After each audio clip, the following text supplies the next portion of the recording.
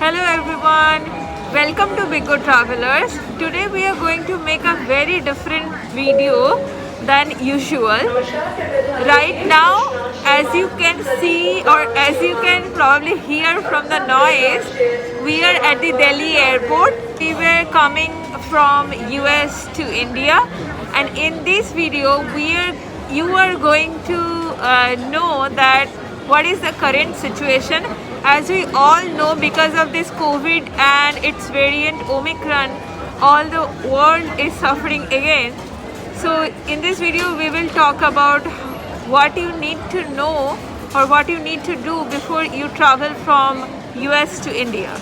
So right now the government of India has published a list of at-risk countries.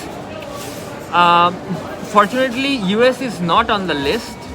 So the rules are different if you're coming from US to India or if you're coming from, let's say, some European countries which are mostly on the at-risk list. So you can go to the Air Subidha website of the Indian government and look up the detailed rules.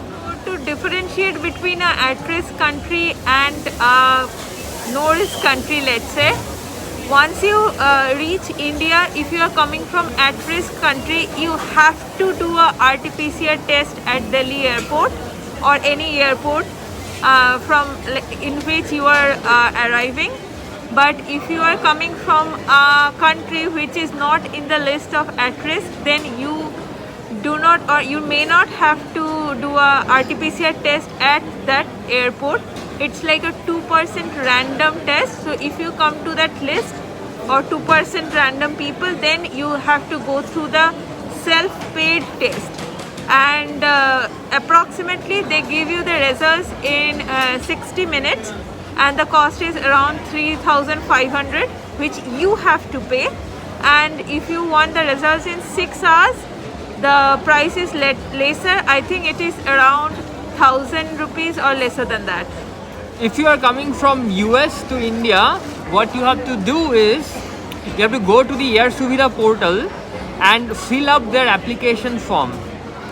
In the application form, you will find that you will have to upload a certificate of COVID vaccination. And not only that, you also have to take a RT-PCR test within 72 hours of your travel,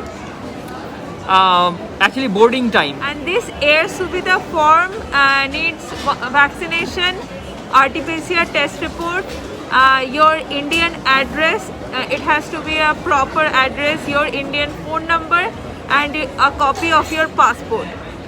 Now once you have the application, in US airport they will check that Air Subidha form along with your RT-PCR test report, and once you come to India they are going to definitely check again.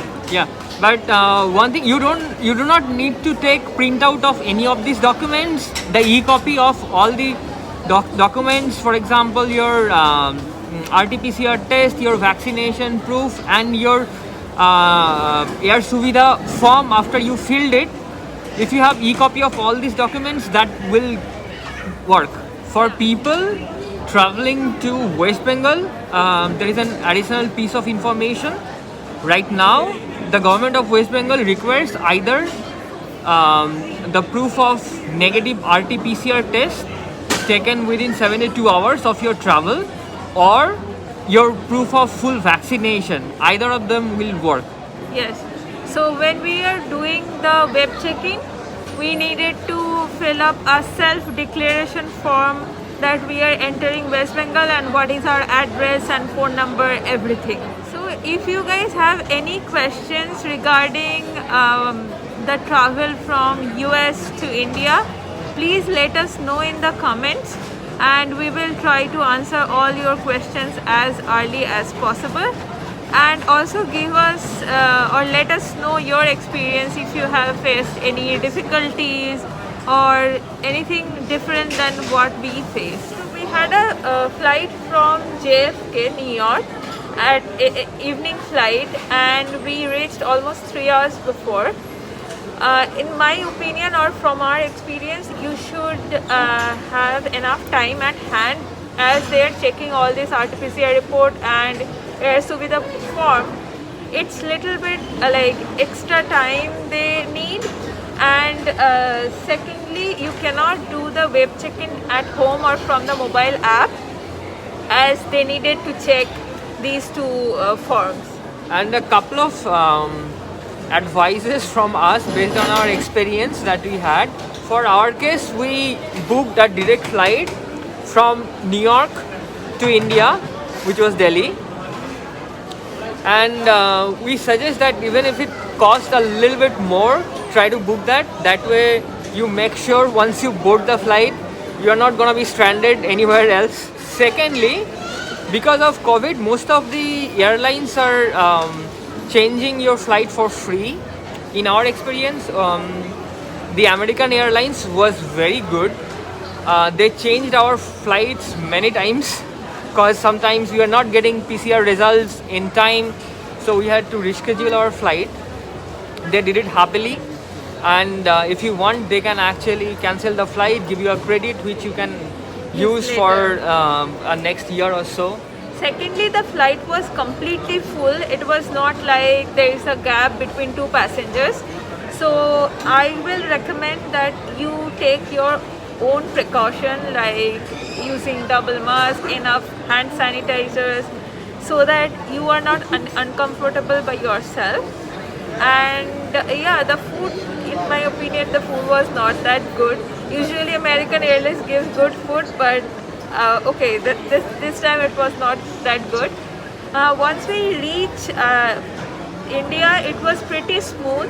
If you have all those forms ready, it was pretty quick actually, all our immigration and customs. If you are traveling to India from an at-risk countries like, for example, England, in that case, you actually have to pre-book a RT-PCR test in the airport you are flying to. In this case, it will be Delhi if you are flying to Delhi airport. It didn't apply to us because we are traveling from US and it's not in the list of at-risk travel countries. One more piece of information. In Delhi airport, if you have been here, you will know that you need a phone number to connect to the Wi-Fi. But if you do not have an Indian phone number, then usually OTP does not come. In that case, you should go to the information desk. There is a big I everywhere. You go to that and they will give you something like this. There is a GMR like KYC ID and coupon code, and you put those information and you can then connect to the Wi-Fi. And this is very important for us to book a Uber or talk to the family. So I think this is very important. Go to the information desk. I think this information will help you. As I mentioned before again, this is January 9th and this January 10th actually today. Now January 10th, but we started from US on January 8th, and this is the current situation. Hope this helps you. If it helps, don't forget to like and share with your friends and family so that they also know all the information regarding US to India travel. Whoever is traveling. Thank you so much for supporting us. Bye bye.